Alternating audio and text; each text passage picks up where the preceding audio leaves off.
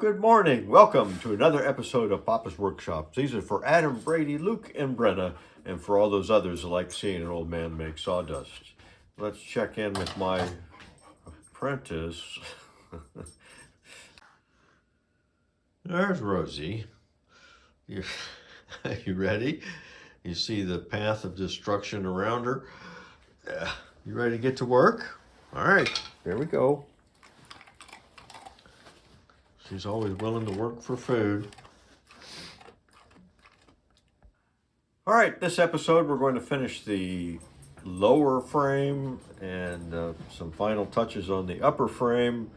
The weather looks good, so we may be doing some of the finish on the pedestal, spray the shellac in the garage. So let's get to it.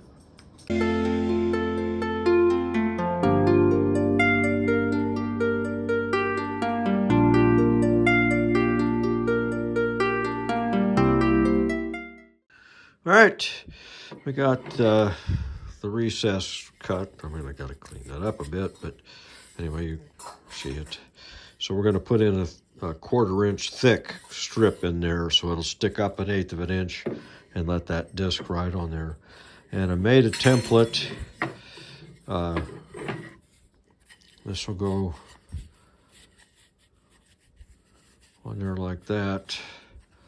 So we need to get this shape here. So I'm going to mark it with the template and then cut that on the bandsaw, and then we'll smooth it out by hand after that. So, and my assistant is busy working on something. Never a dull moment.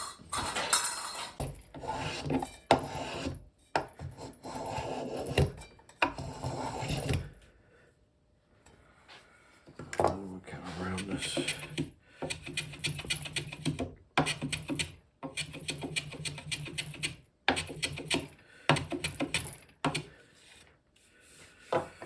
That's all there is to it.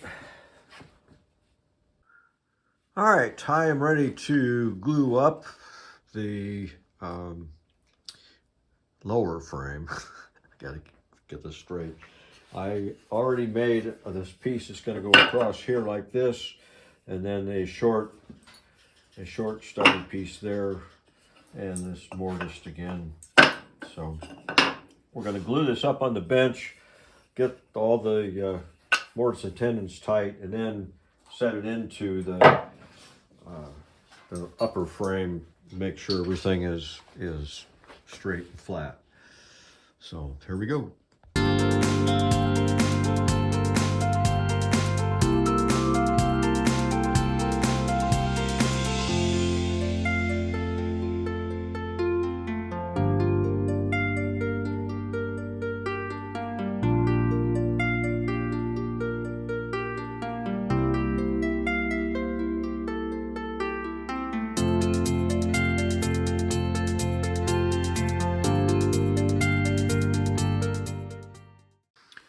All right, we got one more thing we need to do before, to call this finished, is I need to put something in here so that if there's a spill on the table, which there will be, it doesn't get up inside of here and sits on top of the pedestal base, because this is upside down. So I've cut a board, just a piece of birch that I had, and so I've cut it into 22.5, so it's got a 45 on it, and I've drawn out a curve that I need to plane down to. So I'll cut this into 2-inch pieces, and we'll just glue it in between these, just as kind of a splash guard, shall we say. So I need to take the jack plane and just kind of roughly get down to this line. It doesn't have to be perfect, but just kind of get it so that it's going to deflect the fluid.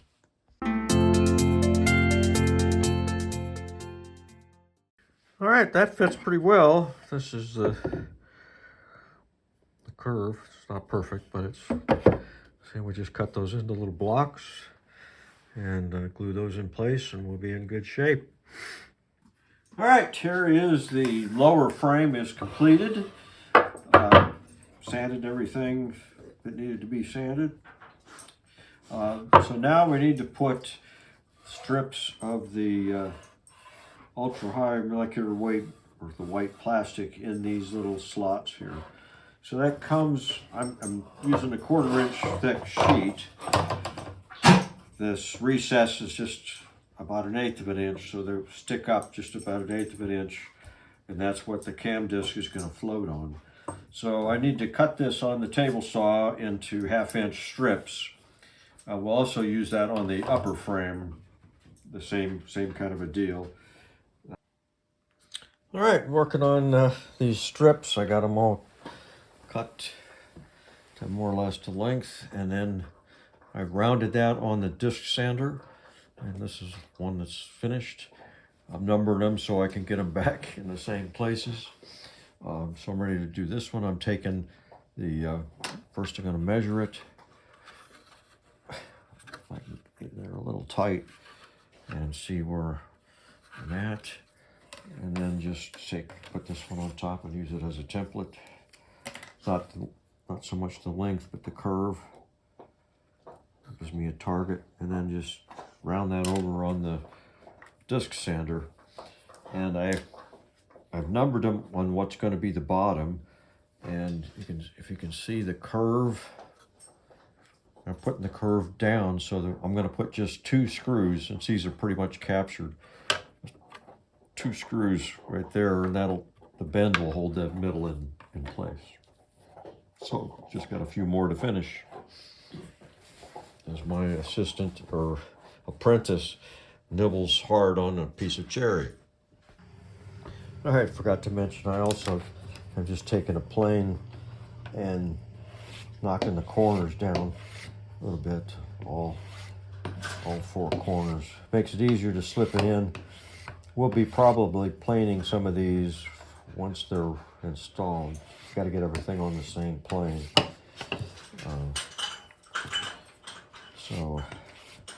And some of them are a little tight. I'll take my assistant busy. If they're tight, I just take a shaving this way, kind of clean up the saw marks on them, and they fit in there a little better. So this plane is just like any other wood would. Onward. All right, we are ready to, if I can get this out of there, ready to drill this recess. So I'm going to use these number 4 pan head screws. They're 5/8. Really, a 1/2 inch would have been better, but it's what I got. So this will just fit in there. We want it, a good 1/16 of an inch below, because we're going to be able to hand plane this if we need to. So got the depth of the cut set. It's just a matter of sticking them in. We'll turn the on.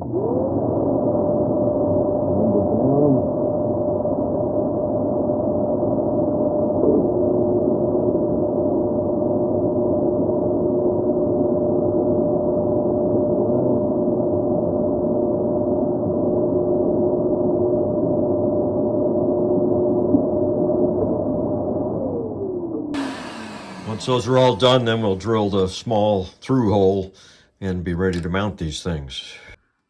All right, with the lower frame finished, I decided to put some dye on it. So if you were sitting in a chair away from the table, you might see the white maple bars under there. They are a little bit lower than the apron toward the center of the table. So that's out in the finishing room. So we're working back on the upper frame. We're going to put the white plastic on the upper frame. And so we're going to have strips screwed in here. And then in the circle. But also I need to cut this groove right here. So that's what the router's set up for. So I can stick these guys, just stick it right in there like that. And that's 1/8 of an inch above. so that the leaves or the pie sections can slide on that. So I got to do that all the way around, but in sections between the rails. So we'll do that real quick.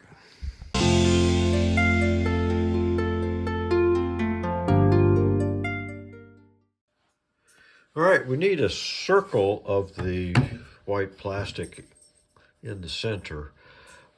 And so I've got two pieces, and I've just kind of put them together.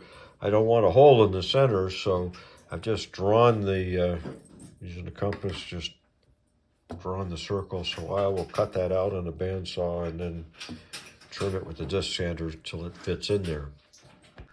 Well, I didn't film it, but I just spent the last 30 minutes getting this all level.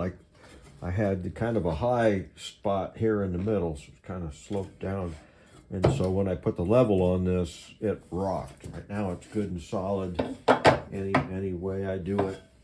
And that's what we want. So now I've got to go back and get my 1/8 inch recess. So I got to go better. Oh, I did square up the corners of my recesses. I took a 1/4 inch chisel and squared that up so it'd be easier to put the plastic in. Word of caution when cutting that ultra high molecular weight plastic.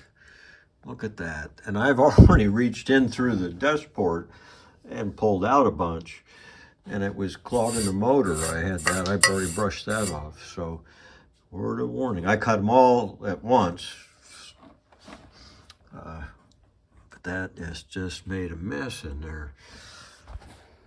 All right, we just finished the glue up. I've got a new assistant here, a more professional assistant than my apprentice, and we were halfway into the glue up and I realized we weren't filming it. But it did take two of us to get this together. We had to put a piece of tape from this edge down over the top when it was right side up to hold these in while we set it down on the plus base. Then we flipped it over, put the screws in from the top, and you can see the clamps on the. So it's all done. We just need to do some more rub out and some wax, and then the base will be done, except for the top of it. I have to figure out a way to mount the table part of this onto the pedestal. More on that later.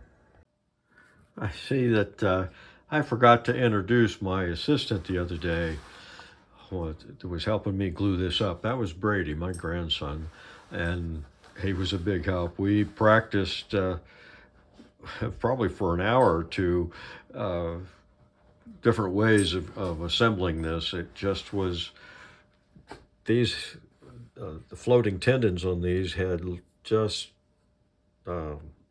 shrunk enough that they were a little loose and wouldn't stay below this bead. They would drop up or drop down, and then it would pop up onto that bead when you lowered it into here.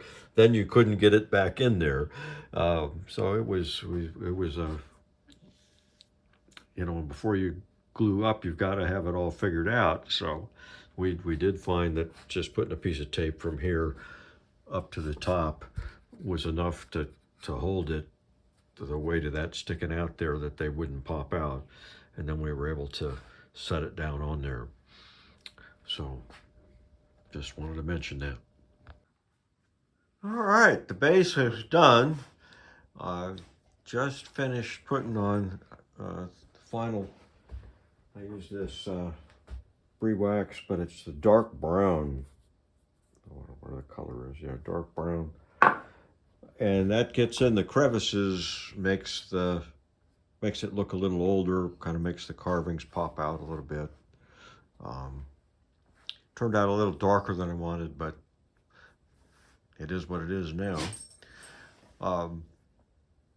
So one thing I did was I put a recess in the top. So there's the top, and I decided I'm going to put a piece of plywood in there, and I've got T-nuts. So we'll epoxy that and screw that down in there, and then the upper assembly can just bolt to that, so it'll be, be able to be removed fairly easily to carry. I mean, it's still a two-person job, but that should work. So we got to just finish up the other pieces, and then we can start on the top. All right, so we're finishing up some minor details. This is the lower frame, and I've put an index pin. So on the top of the pedestal, I've got this index pin so that it ends up so that the leaf that extends the most, or the pie section that extends the most, will be inlined with one of these legs to keep it from being too tippy. So I also put this bevel pin in to help when you're going to assemble this. It's a little sturdier. I don't want it to, a wood one to break off. So I put that metal one in. But I found just putting the test piece, or just putting the lower frame on, that, Rosie, what you doing there, girl? That if you get either side of this, it's kind of hard to find this pin or that hole for the pin. So I made two pieces. I'm going to stick one there and one there, just to give you a bigger area. So I'm going to cut this off and then glue those in there so they're flush. And that'll give a bigger area to try and hit that home mark, and I'll cone that a little bit more to make it easier. So I'm going to do that. All right, I got the lower frame finished. So now, of course, you would have the whole top assembly on there, but put that in the center hole, and then you could just rotate this around and find there. So that's done. So this is the bottom of the lower frame, and you can see the red is my alignment pin and the blocks I just put in. And I had to put a hole for the mounting screws that is going to hold this all together, but it's on a different bolt circle, so when you sweep, you won't hit that. And this is the top. We've got all of our ultra high molecular weight plastic mounted. And I took a plane and just put a slight chamfer, not at 45, more like at a 30 degrees, so that there's no edge that can catch anything. So this is what the cam disc will float on. Here's the cam disc. This is the bottom of it. And I just to show you, I put a couple of light coats of shellac on it just to kind of seal it, a 1 pound cut. And then I sanded it with 400 grit and got it smooth, and then I put paste wax on it. So this is going to be the slippery side. So when you flip this over, this will be sitting on the lower frame like that. Of course, we'll have the hub from the upper frame, and then this will just pretty slippery, which is what I want. So we are ready to assemble these pieces onto the upper frame, and then we'll continue to work on the white plastic for the upper frame. All right, we're going to assemble this frame. So we put our cam discs. This is upside down, of course. Put this in there so that's going to spin. We got our center pin, and then we have to locate the lower frame. It's got to be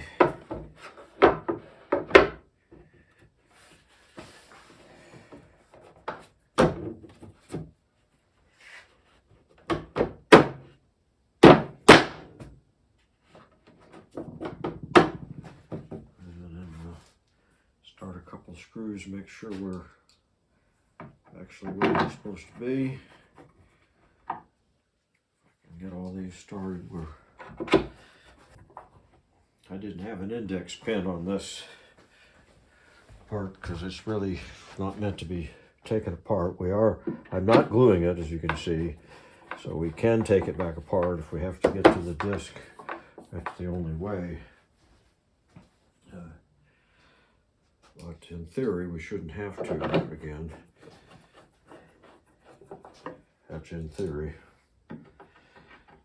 One of the last things we'll need to do is make a handle that attaches to this and swings in that area there. But we got to get everything positioned first. So now we just put them all in with the power driver, and we're ready to work on the top side of this. All right, we're getting ready to, we got this right side up now, and I've screwed in this piece, so we're going to do this. So these are our countersunk. You can see there. So there's the little number 4 pan heads to secure that down. So let's get that.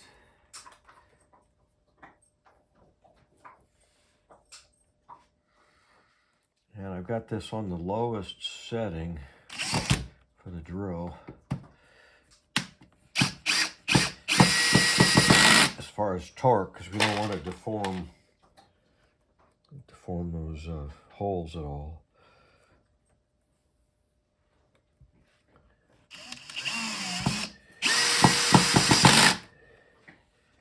And once that's all secured, I've done it on this side. We're just going to take a chisel and shave, get that all nice and flush.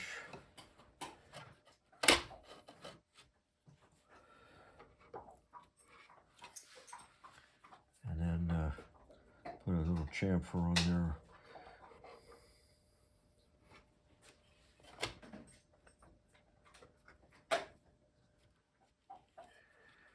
So we just repeat that for the other side, and I've already chamfered these round edges.